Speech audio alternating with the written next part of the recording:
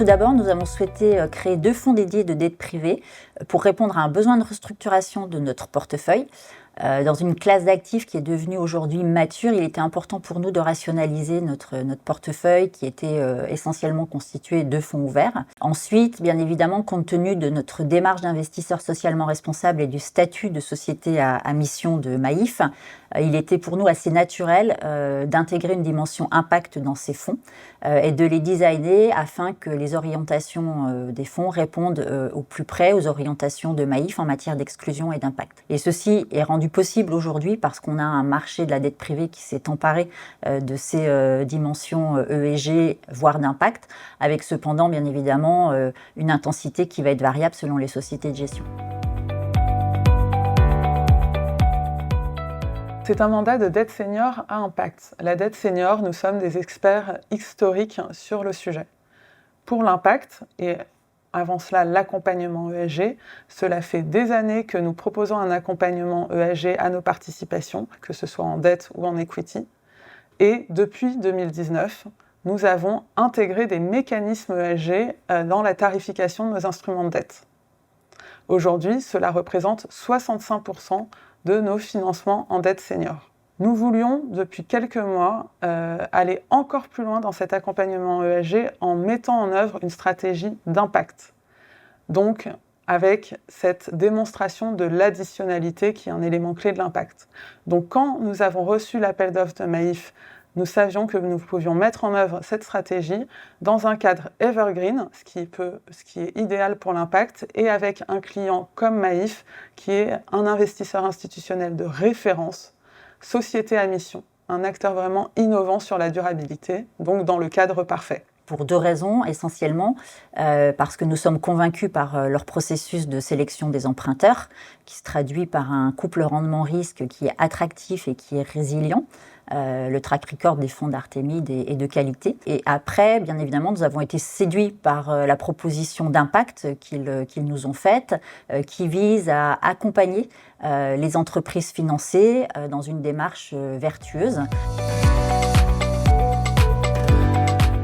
Alors tout d'abord, l'idée de ce fonds dédié est de créer un écosystème autour d'entreprises qui partagent des valeurs communes. Alors il peut s'agir d'entreprises engagées qui ont le statut d'entreprise à mission ou qui bénéficient de labels, mais pas que. Au contraire, l'idée est aussi d'embarquer des entreprises qui ont envie de s'engager et de les accompagner dans cette voie-là. Un des objectifs majeurs du fonds, c'est de les accompagner, ces entreprises, dans la décarbonation de leurs activités, puisqu'il s'agit d'un fonds article 9 avec comme objectif un alignement progressif de la trajectoire carbone du fonds sur les accords de Paris.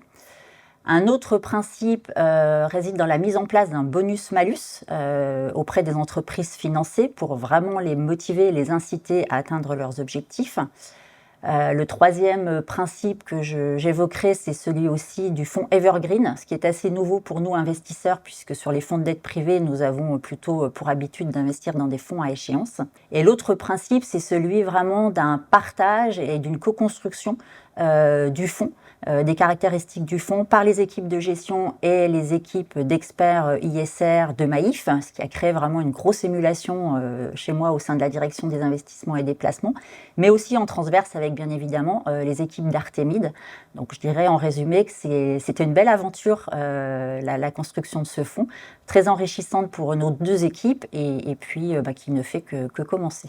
Le mandat Maïf dette à impact environnemental a 2 piliers, le risque et l'impact, qui sont devenus 2 piliers aussi importants.